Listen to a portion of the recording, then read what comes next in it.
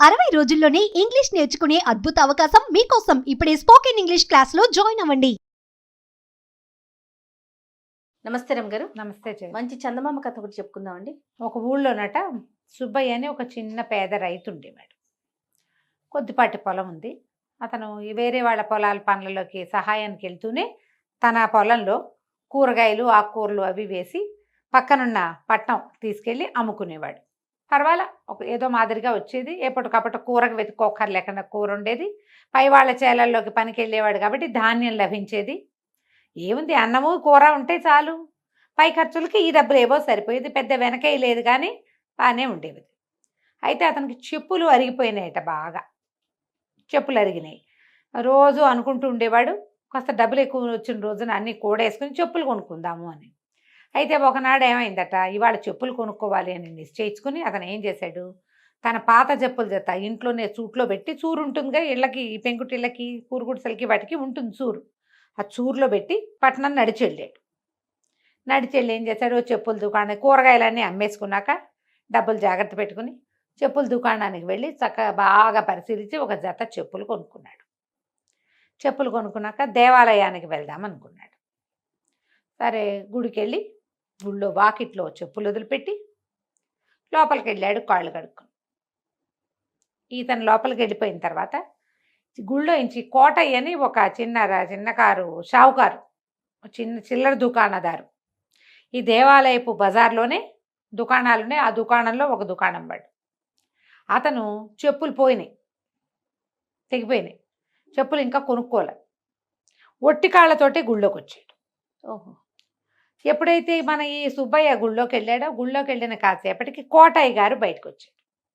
చూస్తే వాకిట్లో చక్కటి కొత్త చెప్పులు కనపడ్డాయి. గుడి వాకిట్లో ఎంత బాగున్నాయి. అటు ఇటు చూసాడు, ఎవ్వరూ కనపడలే. బహుశా ఓనర్ లోపలికి వెళ్ళి ఉంటాడు. చల్లగా ఈ చెప్పులు వేసుకెళ్ళిపోదాం, మన ఎవడు పట్టుకుంటాడని ఆ కొత్త చెప్పులు జత వేసుకుని వెళ్ళిపోయాడు. కోటయ్య వెళ్ళిన ఒక 2-3 నిమిషాలకే సుబ్బయ్య బయటకు వచ్చాడు. చూసేసరికి చెప్పులు కనపడలే. ఎవరైనా పొరపాటున వేసుకెళ్ళారంటే ఏమవ్వాలి, అక్కడ ఇంకో జత చెప్పులు ఉండాలి. చుట్టుపక్కల ఎవ్వరూ లేవు, చెప్పులే లేవు అక్కడ. అంటే కావాలని ఒక్క కొత్త జత ఎవరో వేసుకుంటారు. తన ప్రాణం చివుక్కుమంది. చచ్చి చెడి రూపాయి పావలా ₹1 పోగు చేసుకుని ఆ తెగిపోయిన చెప్పులతోటి, అట్లాగే అరిగిపోయిన చెప్పులతో తిరిగి కొత్త జత కొనుక్కుంటే పోవటం ఏమిటి, అది కూడా దేవాలయంలో పోవటం ఏమిటి, దేవుడి దగ్గర దొంగతనమా? ఎవరు ఈ చెప్పులు వేసుకెళ్ళిందని అటు ఇటు గబగబా చూస్తే తన ముందు నడిచి వెళ్తున్న మనిషి కనపడ్డాడు. దూరంగా ఒక మనిషి నడుస్తూ, మగ మనిషి. ఈయన గబగబా ఆయన తాపీగా నడుచుకుంటూ పోతున్నాడు. కోటయ్య, ఈ సుబ్బయ్య పల్లెటూరు వాడు, పనిమంతుడు, వ్యవసాయ పనులు చేసేవాడు, విసురు వేరే ఉంటుంది కదా.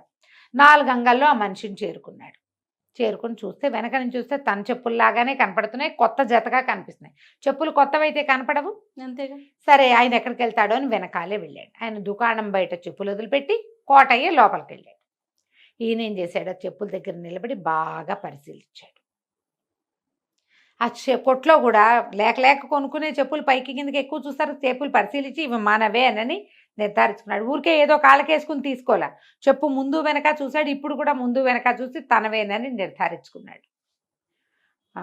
ఏమిటో అలా చూస్తున్నావు అని ఆ కోటయ్య అడిగాడు. అడిగేసరికల్లా ఇవి నా చెప్పులండి, తమరు వేసుకొచ్చేసారు, నా చెప్పులు నాకు ఇప్పించండి, వెళ్ళిపోతానన్నాడు. ఉలిక్కి పడ్డాడు ఈయన కోటయ్య. అయ్యో బాబోయ్, కనిపెట్టేశాడు వీడు. ఇప్పుడు తెలిస్తే చుట్టుపక్కల చెప్పులు దొంగతనం చేస్తామని పరుగు పోతుంది. జనక ఎట్లా ఉంటుందంటే చేసేస్తారు. మనుషుల మనస్సులు ఎలా ఉంటాయంటే ఇప్పుడు తాగేస్తారు, తిరిగేస్తారు, తప్పుడు పనులు చేస్తారు, మోసం చేస్తారు, అన్యాయం చేస్తారు. కానీ ఎవరికి తెలియకూడదు. తెలిస్తే పరుగు పోతుంది. పరుగు పోయే పని అసలు చేయటం ఎందుకు? అంతేగా. ఇప్పుడు చిన్నపిల్లలు అనుకోజయ్యా, తెలీదు వాళ్ళకి. అవును. పెద్దవాళ్ళకు కూడా తెలియకుండా ఉంటుంది. మనం ఎంతమందిని చూస్తాం అట్లా, ఎవ్వరికీ తెలియకూడదు, దాచేసుకోవాలనుకుంటారు. ఏం చేశాడు, ఏంట్రా పిచ్చిబాగుడు బాగున్నావు అన్నాడు గుడ్లూరు అనేసరికల్లా. పిచ్చిబాగుడు ఏంటండి, మంచి మాటలే, గుడి దగ్గర చెప్పులు వదిలిపెట్టొచ్చా, నేను గుళ్ళోకి వెళ్ళా, నేను బయటకు వచ్చేసరికల్లా నా చెప్పులు వేసుకుని మీరు వెళ్ళిపోతూ కనపడ్డారు, ఈ చెప్పులు నావి, ఇచ్చేయండి వెళ్ళిపోతాను. తను గట్టిగా వాయిస్ ఖైమని మాట్లాడేసరికల్లా ఒకళ్ళిద్దరు చేరారు. అవురవరా నీ చెప్పులు వేసుకుంటానా నేను? అసలు ఏనాడైనా చెప్పులు చూసిన మొహమేనని ఇది? పేద రైతు ఇతను కనపడుతున్నాడు. కావించి ముదురు కావి రంగు బట్టలు ముతగ్గా ఉన్నాయి. పల్లెటూరు వాడు కనపడుతోంది. భాష అది మాట తీరు తెలుస్తుందిగా బట్టల్ని బట్టి. దాంతో తిరగబడిపోయాడు. ఒక 2-3 చేరారు చుట్టుపక్కల కొడ వాళ్ళు. ఏమిట్రా కోటయ్య, ఏమిటి గొడవ అంటే, వీడెవడో వచ్చి నా చెప్పులు అన్నాడు, నేను చెప్పులు కొత్తగా కొనుక్కున్నాను అన్నాడు. వాదన పెరిగింది. చుట్టుపక్కల వాళ్ళందరూ ఏమంటారు, అతను పనిమాల గుళ్ళోకి వచ్చిన వాడు ఎందుకు నీ వెనకాల వస్తాడు? అంతే అయి ఉంటుంది. నువ్వు పొరపాటు పడ్డావా, అక్కడ ఇంకో జత ఉన్నాయంటే అక్కడ ఏమీ లేవండి, నేను ఒక్కడనే లోపలికి వెళ్ళాను. గుళ్ళో ఉన్న వాళ్ళు ఎవరు చెప్పులు వేసుకులేరు, లోపలే ఉన్నారు, బయట అసలు చెప్పులు లేవు. ఈయన బయటకు వచ్చిన వెంటనే నేను వచ్చానండి, నేను చూశాను, ఆయన గుడి దగ్గర నుంచి నడిచి వెళ్తున్నాడు అంటాడు ఇతను. వాదన పెరిగేసరికి చుట్టుపక్కల వాళ్ళు అన్నారు, అబ్బాయి ఎంతసేపు మాట్లాడి, ఏ చెప్పుల దుకాణంలో కొన్నావో చెప్పు, ఎంత కొన్నావో చెప్పు అంటే, నేను ఎక్కడో కొన్నా, నీకెందుకు చెప్పాలి అంటాడు. నీకు ఓట్లు ఇచ్చేవాడి పద్ధతి వేరేగా ఉంటుంది. సగం మందికి అర్థమైంది గ్యారంటీగా. సగం మంది ఏమనుకుంటారు, కోటయ్య గారు మంచివాడు, చిల్లర దుకాణం ఎప్పటి నుంచో నడుపుతున్నాడు, అంత ఖరీదులు కూడా తీసుకోడు, ఎవడో రైతు పాత చెప్పులు వాడి వేసుకున్న చెప్పులు ఈయనకెందుకు, ఆయనకేం లేదా పోదా, ఆయన ఎందుకు చేస్తాడు అని కొంతమంది. మిగిలిన వాళ్ళకి ఈయన ఓటరిస్తున్నాడు మనిషి. ఓటరిస్తుంటే తెలుస్తుంది కదా అవతల వాడు తిరగబడేటప్పుడు అందులో శౌర్యం లేదు. తిరగబడే దాంట్లో శౌర్యం కాదు, తప్పించుకునేతనం కనపడుతోంది. వాళ్ళు ఏమన్నారంటే, బాబు ఇక్కడ కాదు, గ్రామాధికారి దగ్గరికి వెళ్ళు, న్యాయాధికారి ఆయన, అక్కడికి వెళ్తే నీకు తేలుతుంది అనేసరికల్ ఇతను అన్నాడు, పదండి న్యాయాధికారి దగ్గరికి, నేను కష్టపడి రూపాయి పాలవాళ్ళ కూడబెట్టుకుని కొనుక్కున్నాను కొత్త చెప్పులు, నేను ఎందుకు వదిలిపెట్టాలి మీకు అంటాడు అతను. ఈయనేమో నేనే కొనుక్కున్నాను, నీ చెప్పులు నేనెందుకు తీసుకోవాలి, నాకు అంత అవసరం ఏముంది, నేను పేద రైతును గాను, నేను వ్యాపారస్తుడిని, చెప్పులు కొనుక్కోగలను అని ఇతను న్యాయస్థానానికి వెళ్ళారు. ఆ ఊళ్ళోనే ఒక చిన్న సభ లాంటిది ఉంటుంది. కొంతమంది పెద్ద మనుషులు కూడా అక్కడ ఉంటూ ఉంటారు, పొద్దుటిపూట కూర్చుంటారు. ఈ న్యాయాధికారి ఉన్నాడు. ఇది ఉదయం ఒక 11 గంటలు 10 గంటల వేళ. వెళ్ళేసరికి 2 వాదనలు విన్నారు. ఖచ్చితంగా ఈ చెప్పుల జత ఎవడో ఒకటిది, రెండో వాడు దొంగ అంతే. అయితే ఎందుకు చెప్పులు కొనుక్కున్నావు నువ్వు అని అతన్ని అడిగారు. సుబ్బయ్యను, చెప్పులు ఎందుకు కొనుక్కున్నావు నువ్వు అని అడిగితే, అయ్యా నేను పల్లెటూరు నుంచి ఇక్కడికి రావాలండి, రోజు కూరలు అమ్ముకోవడానికి వస్తాను, మరి నా చెప్పులు అరిగిపోయినాయండి, అరిగిపోయిన చెప్పులు చూపించు ముందు అన్నారు. కోటయ్య గారిని అడిగారు, మీరు ఎందుకు కొన్నారండి చెప్పులు అంటే, నా చెప్పులు కూడా పాత పడిపోయినాయి అందుకే కొనుక్కున్నాను నేను అన్నాడు. అయితే సరే, మీ ఇద్దరు మీ పాత పడిపోయిన చెప్పులు చూపించండి అని చెప్పారు. మర్నాడు తీర్పు చెప్తాం అన్నారు. ఆయన వెళ్ళాడింటికి, ఇతను వెళ్ళాడు. వెళ్ళాక కోటయ్య గారికి ఏమర్థమైంది, ఇది తన పక్షాన అయ్యేలాగా లేదు. పాత చెప్పుల జత చూపించకపోతే వాడు కనుక తెచ్చాడంటే వాడికి దొరికిపోతాం. పరిగెత్తుకుంటూ ఈ కొట్లకి వెనకాలే వాళ్ళ ఇల్లుంది, ఇంట్లో అడిగాడు, ఏమే పాత చెప్పుల జత ఉండాలి కదా, ఏం చేసేవే అని. ఎప్పుడో పారేశానండి అని.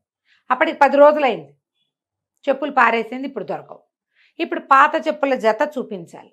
ఎట్లాగా? సరే, న్యాయాధికారి ఏం చేశాడంటే, ఒక గ్రామ సేవకుడు ఉంటాడు కదా, అతను పిలిచి వీళ్ళిద్దరి మీద కన్నేసి ఉంచండి, నాకైతే ప్రధానంగా కోటయ్య మీదే ఉంది, కన్నేసి ఉంచండి అని చెప్పాడు. ఈ కోటయ్య ఏం చేశాడు, సుబ్బయ్య దగ్గర కనుక చెప్పులు ఉన్నాయనుకో అరిగిపోయినవి, వాడి పక్షాన అయిపోతుంది తీర్పు అంతేగా. అందుకని ఏం చేశాడు, మేఘాల మీద పరిగెత్తుకుంటూ వెళ్ళి ఆ సుబ్బయ్య నడిచిపోతున్న దారంటే వెళ్ళాడు. వాళ్ళ ఇంటి దగ్గర దాక్కున్నాడు. ఇంట్లోకి వెళ్ళాక అతను కాళ్ళు చేతులు కడుక్కుని అతను అడిగాడు, ఏమే పాత చెప్పులు ఎక్కడ పెట్టావంటే, చూరులో పెట్టాను అని. ఆయనేమో చూరు వైపు తలకాయ ఎత్తి చూశాడు. చూరులో చెప్పుల జత కనపడుతోంది. ఈయన లోపలికి వెళ్ళాడు. పెరట్లోకి వెళ్ళిపోయి స్నానం చేసి కాస్త ఒక ముద్ద అన్నం తిని, ఇగో ఇట అయింది, ఈ చెప్పుల జత రేపు పొద్దున పట్టుకెళ్ళాలి, కొత్త చెప్పులు శుభ్రమైన చెప్పులు కొన్నాను, రాజా లాంటి చెప్పులు, అవేమో ఇట అయినాయి, అంతా గోల అయింది, ఇగో డబ్బులని ఇచ్చి పిచ్చగా అలసిపోయానని ఆయన పంచలో చాపేస్తూ పడుకున్నాడు. అంతసేపు ఊరుకుని కోట ఏం చేశాడు, చల్లగా చూరు దాకా నడిచెళ్ళి ఆ చెప్పులు తీసుకుని పరిగెత్తుకుంటూ బయటకు వచ్చేసరికల్లా ఏం చేశాడు, బాగా ముందుకొచ్చి చిట్టీత పొదలు అవి ఉంటాయి కదా, రక్కిచ్చ పొదలు అవి ఉంటాయి ఊళ్ళల్లో. ఇది పట్టణం నుంచి పల్లెటూరు వచ్చే దారిలో చెప్పుల జాతని విసిరేసేసాడు ఒక పొదలో. కాస్త ముందుకెళ్ళేసరికల్లా ఎవరో నలుగురు మనుషులు మీద పడి చిత కొట్టారు ఈయన్ని. ఒక 5-6 దెబ్బలు కొట్టారు. చేతి వేళ్లకున్న ఉంగరాలన్నీ లాగేసుకున్నారు. అయ్యో, ఈ దిక్కుమాల చెప్పుల కోసం వచ్చి ఉంగరాలు పోగొట్టుకున్నాను నేను లవలవలాడుతూ ఇంటికి వెళ్ళాడు. ఇప్పుడు నా ఉంగరాలు పోయినాయి, దొంగలు కొట్టారు అంటే నువ్వు అక్కడికి ఎందుకు వెళ్ళావు అని అడుగుతారు. అంతేగా. ఆ సమయంలో నువ్వు అక్కడ ఎందుకున్నావని అడగరు. ఈయనకేం పని ఆ ఊరు వెళ్ళే దారిలో. సరే పడుకున్నాడు మాట్లాడకండి. మర్నాడు పొద్దున మళ్ళీ చేరారు న్యాయస్థానం. చేరిన తర్వాత కోటయ్య గారిని అడిగితే ఆ చెప్పులు లేవండి, పారేసింది నా భార్య అని చెప్పాడు. సుబ్బయ్యని అడిగితే నిన్న సాయంత్రం కూడా ఉన్నాయండి, చీకటి పడే వేళకి సంధ్యాళ్ళకి నేను ఇంటికి వెళ్ళాను, చూరులో ఉన్నాయి, తెల్లవారులేస్తే కనపడలేదండి, ఆ చెప్పులు ఎట్టపోయినాయో నాకు తెలీదు అంటే ఈ లోపల గ్రామ సేవకుడు ఒక చెప్పులు జత పట్టుకొచ్చాడు.